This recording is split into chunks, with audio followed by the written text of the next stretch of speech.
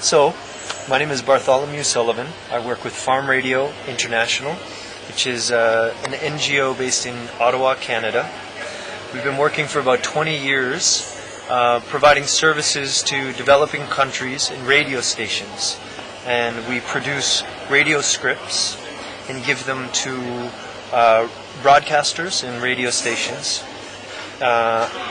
and allow them to adapt those radio scripts. They're they're text-based radio scripts, anywhere from 10 minutes to 15 minutes, and on various topics. So anything from, say, seeds to manure, fertilizer, to how to raise oxen and breed oxen so you have better services so you can plow the fields. And then the radio stations typically take them, translate them into another language, make them more contextually localize them. So we've been doing that for about 20 years. And then recently, about 2 years ago, we were approached by the Gates Foundation. We only found out it was them afterwards, but the Bill and Melinda Gates Foundation called us and said, we've done a bit of research. Apparently you guys know quite a bit about farm radio. We're interested in agriculture in Africa, and this radio medium is one of the ways that reaches the most agricultural farmers or pastoralists across Africa. Many households have a radio. It can reach many people all at once. You can have people sitting around a radio and learn together. So what research has been done about the effectiveness of radio for African farmers? So we said, unfortunately, it's never really been done. We've been doing radio scripts for 20 years, but we just sort of intrinsically know that it's effective, but there's never been research. So they said, okay, time to do some research. Here's some money. So we designed a plan to include 5 countries, so Ghana and Mali in West Africa. Mali's the only francophone country. And then in East and Southern Africa, there's Malawi, Uganda, and Tanzania. And so in each of those countries, we identified 5 radio stations. So there's 25 radio stations from a spectrum of public, private, and community. And the first year of the project was purely research. We sat down with the radio stations, we went to their listening communities, and we found out what did those communities want more information about. Those farmers, they said it would be very useful if you could tell us how to get into poultry production in a more effective way. We think there's a local market. So, okay, now that radio station in Malawi, that's what you're focusing on. So each radio station has a different agricultural improvement that they're working on with their community based on that research. So we're just entering year 3 of the research.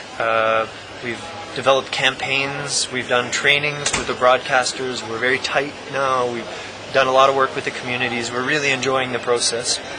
And so that's where we are now. The second stage, though, is, okay, granted that radio reaches the most people all at once, what tools are there that can allow those listeners to communicate back with the broadcasters?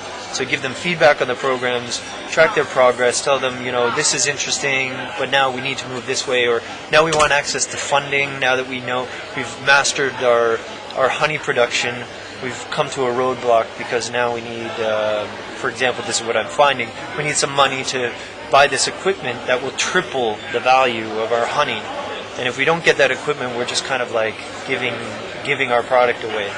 So this kind of feedback, we want to know how can this feedback come using ICTs. So mobile phones, even MP3 players. We're exploring that because some of the listeners are saying we want playback. We want to be able to listen on demand to the radio program. So if I missed a program or I want to hear one from last year, I want to be able to listen to it again. So that's the sort of the second stage now, is the use of ICTs. And I'm here in Maputo, Mozambique, and I'm talking to FARA.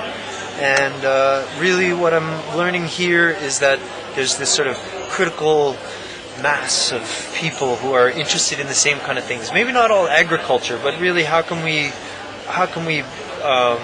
leverage some of these tools to help the people who need information get better information. And so one of the most exciting projects I've heard about so far here is the Freedom Phone, which is based in Zimbabwe, and allows people to call in rather than use a text message all the time. They can call in or be called back and listen on the phone to what's called an interactive voice record, something like that, I think, IVR.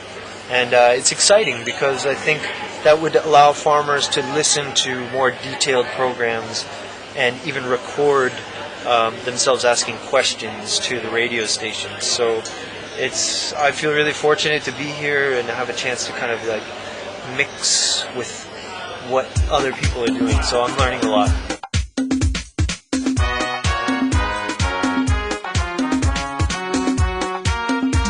You never go away from me. You never